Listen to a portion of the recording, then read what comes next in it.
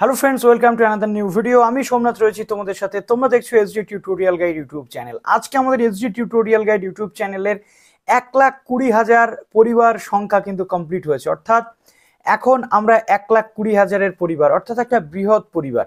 আমরা চাইলে একসাথে মিলে অনেক কিছুই করতে পারি।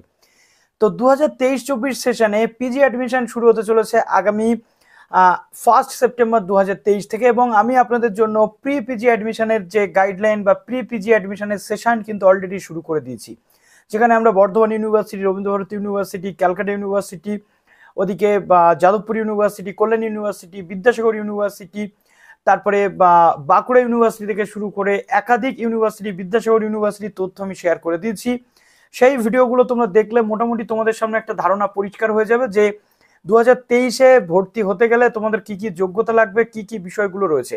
তো আজকের এই ভিডিওতে আমি নিয়ে চলে এলাম একেবারে বলতে গেলে সিধু কানু বিশ্ব ইউনিভার্সিটির আপডেট। ঠিক আছে, সিধু কানু বিশ্ব ইউনিভার্সিটির আপডেট। পুরুলিয়ার একটি বিশ্ববিদ্যালয় সিধু কানু বিশ্ববিদ্যালয়, যেটি একটি গভর্নমেন্ট ইউনিভার্সিটি, এবং এই ইউনিভার্সিটির আন্ডারে ইউজি কোর্সেস করানো হয় এবং পিজি কোর্সেস করানো হয়। একাধিক পিজি কোর্সেস কিন্তু এই ইউনিভার্সিটির আন্ডারে করানো হয়। এর আগে বেশ কিছু ইউনিভার্সিটি শেয়ার করে দিয়েছি, এবং এবার 1 বাই 1 আমরা পুরুলিয়া ডিস্ট্রিক্ট থেকে শুরু করে অলরেডি বাঁকুড়া শেয়ার করে দিয়েছি। আমরা উত্তরবঙ্গের জেলাগুলোতে চলে যাব, লাইক কোচবিহার, পঞ্চনন বর্মা ইউনিভার্সিটি থেকে এই ইউনিভার্সিটিগুলো। কিন্তু তার আগে একটা প্রশ্ন প্রত্যেকটা ভিডিওতে আমি পাচ্ছি, যেটা আজকে আমি ডাউটটা ক্লিয়ার করতে চলে এলাম। তো যারা নতুন আসো এই চ্যানেলে, অবশ্যই চ্যানেলটিকে সাবস্ক্রাইব করে পাশে থাকা বেল আইকনটি ক্লিক করে দাও, যাতে সমস্ত তথ্যগুলো তোমরা time to time SD tutorial guide YouTube channel থেকে পেয়ে যাও। যেটা বলার যে আন্ডার গ্র্যাজুয়েট 6 সেমিস্টারের রেজাল্ট কবে পাবলিশ হবে, এই রেজাল্টের উপর ভিত্তি করে পিজি অ্যাডমিশন 2023-24 সেশন কিন্তু শুরু হতে চলেছে। কাজেই তোমাদের প্রত্যেকের একটা চিন্তা ভাবনা রয়েছে যে পিজি অ্যাডমিশনের আগে ইউজি রেজাল্ট বেরোবে কিনা। ডেফিনেটলি আমি তোমাদের বলে দিচ্ছি 31 অগস্ট 2023-এর মধ্যে অ্যাজ পার হায়ার এডুকেশন ডিপার্টমেন্টের গাইডলাইন বা নির্দেশিকা অনুযায়ী, উচ্চশিক্ষা দপ্তরের নির্দেশিকা অনুযায়ী কিন্তু 31 আগস্ট 2023-এর মধ্যে প্রত্যেকটি ইউনিভার্সিটির ফাইনাল সেমিস্টারের রেজাল্ট পাবলিশ হবে। সুতরাং তোমরা পিজি অ্যাডমিশন নিয়ে একেবারেই চিন্তা করো না, তোমরা প্রত্যেকেই কিন্তু অ্যাডমিশনের জন্য আবেদন করতে পারবে। তো চলো এবার অন স্ক্রিন তোমাদেরকে দেখিয়ে দিই সিধু কানু বিশ্ব ইউনিভার্সিটি, বা যাকে সংক্ষেপে বলা হয় এসকেবিইউ, সেখানে কি কি কোর্সেস রয়েছে, কি কি যোগ্যতা লাগে, কত টাকা কোর্স ফিস হয়ে থাকে, in each and every point. তো চলো অন স্ক্রিন তোমাদেরকে দেখিয়ে দিই। তো সিধু কানু বিশ্ব ইউনিভার্সিটিতে আমরা এখানে দেখতে পাচ্ছি যে সাবজেক্টগুলো রয়েছে সেগুলো কিন্তু এখানে বলা রয়েছে, এবং প্রথমে আমরা দেখব যে সিবিসিএস হোক বা যে কোনো প্যাটার্ন হোক, এখানে কিন্তু 21 এবং 22-এর ক্যান্ডিডেটরা গত বছর চান্স পেয়েছিল। এই নিরিখে আমরা বলতে পারি এবছর চান্স পাবে 2022 এবং 2023-এর যারা পাশ করেছে গ্রাজুয়েশন, তারাই চান্স পাবে। অর্থাৎ এক বছর আগে যারা অলরেডি এখানে বিএড কমপ্লিট করেছে তারা কিন্তু চান্স পাবে না 21-23 ব্যাচ। ঠিক আছে, প্রফেশনাল কোর্স যেগুলো রয়েছে সেই কোর্সগুলোতে কম্পিউটার সায়েন্স বা এনভায়রনমেন্টাল স্টাডিজ বা এগুলো কিন্তু এখানে রয়েছে। তো নিউলি ইন্ট্রোডিউসড প্রফেশনাল কোর্সেস, এখানে মাস্টার অফ স্পোর্টস সায়েন্স গত বছর কিন্তু এসে গেছিল। হ্যাঁ, তো এখানে মোটামুটি আমাদের অ্যাডমিশনের জন্য কি কি ক্রাইটেরিয়া লাগে সেটা আমরা দেখে নেব। প্রথমত 1 তারিখ থেকে এখানেও কিন্তু ফর্ম ফিল আপ শুরু হতে চলেছে। দেখো, মাস্টার অফ আর্টসের মধ্যে যে সাবজেক্টগুলো রয়েছে এখানে anthropology, tribal studies, Bengali, economics, education, English, geography, history, journalism, mass communication, তারপরে কুদমালি ল্যাঙ্গুয়েজ রয়েছে, philosophy, political science, Sanskrit, Santali এবং সোশিওলজির মতো সাবজেক্ট আমরা পেয়ে যাচ্ছি।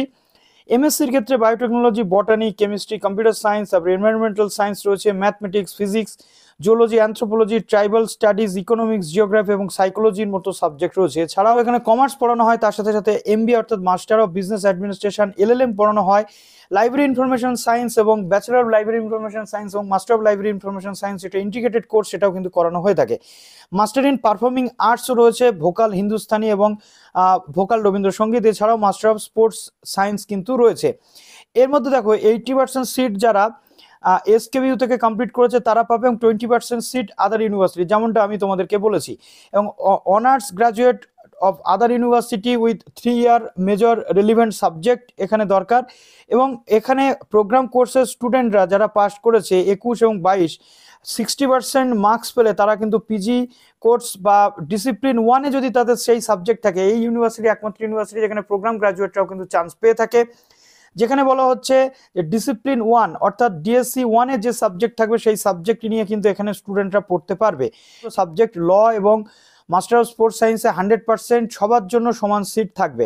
এবার আসছে দেখো এখানে কি কি যোগ্যতা লাগছে। মোটামুটি বলা হচ্ছে এমএ ইন অ্যানথ্রোপোলজি, অ্যানথ্রোপোলজি এবং ট্রাইবাল স্টাডিজ, যেখানে বলা হচ্ছে 3 বছরের অনার্স গ্রাজুয়েট অ্যানথ্রোপোলজিতে থাকতে হবে, বটানি, তারপরে ইকোনমিক্স, তারপরে তোমাদের geography, history, nutrition, philosophy, political science, sociology, zoology অথবা প্রোগ্রাম গ্রাজুয়েট। যারা প্রোগ্রাম গ্রাজুয়েট করেছে এই সাবজেক্টগুলো যাদের ডিএসসি 1-এ ছিল তারা কিন্তু এখানে আবেদন করতে পারবে। ঠিক আছে, গ্র্যাজুয়েশন ইন অ্যানথ্রোপোলজি অনার্স অথবা major program with anthropology discipline 1-এ যদি থাকে অ্যানথ্রোপোলজি, তাহলেও কিন্তু আবেদন করতে পারবে। এবং এখানে বলা হচ্ছে যে প্রেফারেন্স পাবে, যাদের অ্যানথ্রোপোলজি থাকবে তারা প্রেফারেন্স পাবে ভর্তির জন্য, অর্থাৎ পাস গ্রাজুয়েটরা এখানে আবেদনযোগ্য। MSc in biotechnology, bachelor degree in life science, অর্থাৎ বায়োটেকনোলজিতে ভর্তি হতে গেলে ব্যাচেলার ডিগ্রি থাকতে হবে লাইফ সায়েন্সে। ঠিক আছে, 3 বছরের honours graduate in agriculture, animal science, বটানি, biotechnology, biochemistry, genetics, life science, microbiology, molecular biology, physiology, zoology এবং আদার অ্যালাইড সাবজেক্ট, অর্থাৎ এর নিয়ারেস্ট যে সাবজেক্টগুলো থাকবে অথবা প্রোগ্রাম কোর্স এই সাবজেক্টগুলো ডিসিপ্লিন 1-এ থাকলে তোমরা কিন্তু আবেদনযোগ্য। মাস্টার ইন বিজনেস অ্যাডমিনিস্ট্রেশন, ঠিক আছে, এমবিএ, এর ক্ষেত্রে 3 বছরের অনার্স অথবা পাস গ্রাজুয়েটরা, ঠিক আছে, অথবা bachelor degree engineering, technology, medical বা ল প্রফেশনাল এইগুলো থেকে আসলে তোমরা কিন্তু আবেদনযোগ্য, বা বিবিএ করে থাকলেও কিন্তু তোমরা আবেদনযোগ্য। MSc in computer science, MSc computer সায়েন্সে কি বলছে, কম্পিউটার সায়েন্সের ক্ষেত্রে এখানে দেখো পরিষ্কারভাবে বলা রয়েছে যে কম্পিউটার সায়েন্সে অনার্স অথবা বিসিএ অথবা বিএসসি যারা পাস গ্রাজুয়েট করেছে কম্পিউটার সায়েন্স নিয়ে এবং ম্যাথমেটিক্স যাদের ছিল তারা কিন্তু এখানে আবেদনযোগ্য। তারপরে হচ্ছে দেখো ইকোনমিক্সের ক্ষেত্রে 3 বছর অনার্স গ্রাজুয়েট ইকোনমিক্স, ম্যাথমেটিক্স অথবা স্ট্যাট অথবা পাস গ্রাজুয়েট এই সাবজেক্টগুলোর মধ্যে যে কোনো একটা ডিসিপ্লিন 1-এ থাকলে তোমরা কিন্তু আবেদনযোগ্য। এমএসসি ইন এনভায়রনমেন্টাল সায়েন্স, যারা 3 বছরের অনার্স গ্রাজুয়েট রয়েছে এনভায়রনমেন্টাল সায়েন্সে, বটানি, কেমিস্ট্রি, জিওগ্রাফি, তারপরে জিওলজি, মাইক্রোবায়োলজি, বায়োটেকনোলজি, জুওলজি অথবা পাস গ্রাজুয়েট করেছে এই সাবজেক্টগুলোতে, তারা কিন্তু আবেদনযোগ্য। Integrated bachelor of library information science এবং master of library information science, BA অথবা বিএসসি লাইব্রেরি ইনফরমেশন সায়েন্স যারা পড়েছো, অথবা বিএসসি বিকম যারা পড়েছো, এমবিবিএস, বিডিএস বা এলএলবি বা মাস্টার ডিগ্রি যে কোনো সাবজেক্টে করে থাকলে তোমরা আবেদনযোগ্য, অর্থাৎ পাস গ্রাজুয়েটরাও কিন্তু এখানে আবেদনযোগ্য। Master of journalism mass communication কি বলছে, 3 বছরের অনার্স গ্রাজুয়েট থাকতে হবে অথবা প্রোগ্রাম গ্রাজুয়েট যে কোনো সাবজেক্ট নিয়ে পড়াশোনা করলে এখানে আবেদন করতে পারবে। কুদমালিতে কি বলছে, 3 বছরের অনার্স গ্রাজুয়েট কুদমালিতে অথবা প্রোগ্রাম গ্রাজুয়েট যেটা কুদমালি ডিসিপ্লিন 1-এ থাকতে হবে অথবা গ্রাজুয়েশন ইন এনি স্ট্রিম অথবা ডিপ্লোমা ইন কুদমালি ল্যাঙ্গুয়েজে থাকলে তোমরা এখানে আবেদনযোগ্য।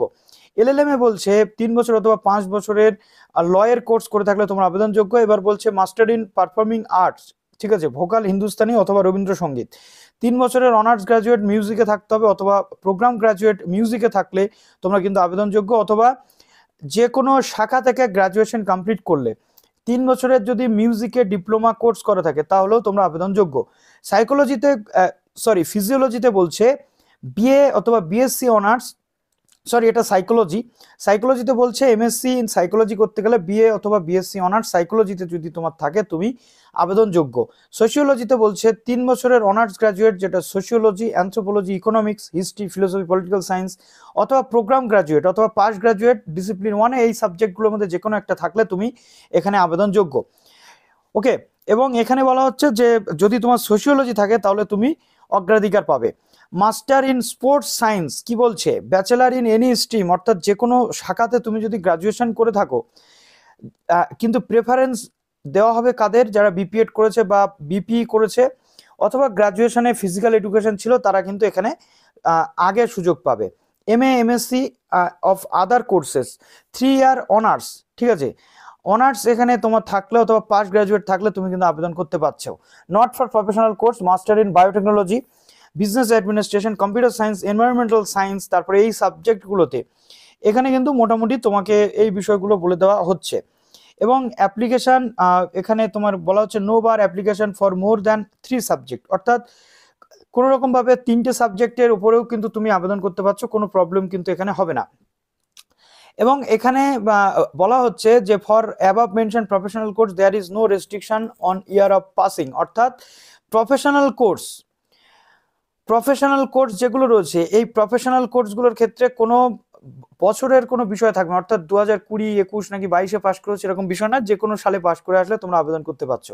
সিটটা দেখে নাও, অ্যানথ্রোপোলজি ট্রাইবাল স্টাডিজে 60টা সিট, এবং বাংলা এসকেবিইউতে রয়েছে 75টা সিট। এখানে কিন্তু বেঙ্গলি নিস্তারিণী কলেজ বলে একটি কলেজেও কিন্তু করানো হয়ে থাকে এবং এখানে বাংলাতে সেই কলেজেও কিন্তু 40টা সিট রয়েছে। বায়োটেকনোলজি রয়েছে 30টা সিট, বটানিতে রয়েছে 33টা সিট, এমবিএতে রয়েছে কিন্তু 60টা সিট। ঠিক আছে, কেমিস্ট্রিতে রয়েছে এখানে 33টা সিট, তারপরে কমার্সে রয়েছে 60, কম্পিউটার সায়েন্সে রয়েছে 40টা সিট, ইকোনমিক্সে রয়েছে 60টা সিট, এডুকেশনে রয়েছে 55টা সিট এবং ইংলিশ এসকেবিইউতে রয়েছে কিন্তু 75টা সিট। ঠিক আছে, 75টা সিট ইংলিশ এসকেবিইউতে রয়েছে এবং জেকে কলেজ বলে একটি কলেজ রয়েছে, যে কলেজে কিন্তু 40টা সিট রয়েছে ইংলিশে। এনভায়রনমেন্টাল সায়েন্সে রয়েছে 30, জিওগ্রাফিতে 30, হিস্ট্রি এসকেবিইউ অর্থাৎ মেন ক্যাম্পাসে রয়েছে 80টা সিট এবং হিস্ট্রি জেকে কলেজে রয়েছে 40টা seat. Integrated bachelor of library information science এবং master of library information science দেখো এখানে 50টা সিট কিন্তু রয়েছে। জার্নালিজম মাস কমিউনিকেশনে 45টা সিট, কুদমালিতে রয়েছে 75টা সিট, এলএলএম এ রয়েছে কিন্তু 40টা সিট, ম্যাথমেটিক্সে রয়েছে এখানে এসকেবিইউ অর্থাৎ ম্যাথমেটিক্সে এসকেবিইউতে 50টা সিট এবং ম্যাথমেটিক্সে জেকে কলেজে রয়েছে 40টা সিট। পারফর্মিং আর্টসে বা ভোকাল হিন্দুস্তানিতে রয়েছে 40টা সিট এবং রবীন্দ্রসঙ্গীতে রয়েছে 40টা সিট, ফিলোসফিতে 75টা সিট রয়েছে, পলিটিক্যাল সায়েন্সে 75। তো এইভাবে তোমরা একটুখানি মোটামুটি দেখে নিচ্ছ সাবজেক্ট ওয়াইজ সিট সংখ্যা। টোটাল 1704টা সিট এখানে আমরা দেখতে পাচ্ছি। রিজার্ভেশন যেমন যে থাকে তেমনি কিন্তু তাই থাকবে এবং দেখো এখানে 80% 20% রেশিও অনুযায়ী সিট কিন্তু সাজানো রয়েছে। তোমরা এগুলো একটুখানি মোটামুটি দেখে নিচ্ছ। জেকে কলেজ এখানে ভাগ করা রয়েছে কোন কোন কলেজে কত কত সিট। ঠিক আছে, তো মোটামুটি এখানে আমরা যেটা দেখতে পাচ্ছি যে মেন ক্যাম্পাসের সাথে সাথে কিছু কলেজেস রয়েছে, সেই জায়গাতেও কিন্তু সিট আমরা পাচ্ছি। ঠিক আছে, তো এখানে দেখো একটা কথা বলি যে জেকে কলেজ এবং নিস্তারিণী কলেজ এবং এখানে সেলফ ফিনান্সিং বেসে কিন্তু পড়ানো হয়ে থাকে, কিন্তু সেন্ট্রালাইজড ওয়েতে কিন্তু কাউন্সিলিং হয়, অর্থাৎ এসকেবিইউ এর যে ফর্ম ফিল আপ পোর্টাল থাকবে সেখানে তোমরা জেকে কলেজ এবং নিস্তারিণী কলেজ কিন্তু প্রেফারেন্স দিতে পারবে। এসকেবিইউটা হচ্ছে তোমার গভর্নমেন্ট চার্জেস এবং জেকে কলেজ এবং নিস্তারিণী কলেজটা হচ্ছে তোমাদের এখানে কিন্তু সেলফ ফিনান্সিং কোর্স। ঠিক আছে, কোনো রকম অ্যাপ্লিকেশনের জন্য ফিস তোমাদের লাগবে না। দেখো টোটাল কোর্সের যে ফিসগুলো রয়েছে, দেখো রেজিস্ট্রেশন ফিস ধরে সেগুলো এখানে বলা রয়েছে, টোটাল ওরকম 2260 এবং 3060 মতো কিন্তু আমরা দেখতে পাচ্ছি যে লাগবে। এখানে আবার কিছু প্র্যাকটিক্যাল এবং নন ল্যাব বেসড সাবজেক্ট এবং ল্যাব বেসড সাবজেক্ট অর্থাৎ সায়েন্সের জন্য এবং আর্টসের জন্য কি কি সাবজেক্ট রয়েছে, বাংলা থেকে শুরু করে এই সাবজেক্টগুলো এবং অ্যানথ্রোপোলজি থেকে সায়েন্সের সাবজেক্টগুলো। তো ফার্স্ট সেমের চার্জেস এখানে মোটামুটি 2260 এবং সায়েন্সের ক্ষেত্রে তোমাদের 3060 টাকা কিন্তু তোমাদের লাগবে। প্রফেশনাল কোর্সগুলোতে কেমন খরচ দেখো, 5 সেমিস্টারে 20,000 টাকা, মোটামুটি 10,000 টাকা করে খরচা। বায়োটেকনোলজিতে রয়েছে 20,000, তারপরে এমবিএতে রয়েছে 20,000 অর্থাৎ 4 কোটি 80,000 টাকা টোটাল খরচা। এমএসসি ইন কম্পিউটার সায়েন্সে রয়েছে তোমাদের 20,000 করে খরচা এবং এই যে প্রফেশনাল কোর্সগুলোতে মোটামুটি এরকম খরচা কিন্তু হয়ে থাকে। কুদমালিতে 3500 টাকা তোমাদের খরচা কিন্তু রয়েছে। ঠিক আছে, এবং যে সেলফ ফিনান্সিং বেসিস সেগুলোতেও কিন্তু খরচ এখানে তোমরা দেখতে পাচ্ছ। তো মোটামুটি এইভাবে পুরো প্রসেস এখানে কিন্তু হয়। সিজিপিএ থেকে সমস্ত যে ক্যালকুলেশন বা অন্যান্য বিষয় সেগুলো তোমাদের একটু দেখে নিতে হচ্ছে এবং ফর্ম ফিল আপ শুরু হলে আমি তো তোমাদের বলেই দেবো এবছর সিট সংখ্যা কিছুটা বাড়তে পারে। তো চলো মোটামুটি 1 তারিখ থেকে ফর্ম ফিল আপ শুরু হচ্ছে এবং 15 তারিখ মতো ফর্ম ফিল আপ হবে। তো চলো ভিডিওটা এখানে শেষ করলাম, ভালো থেকো সবাই, বেস্ট অফ লাক।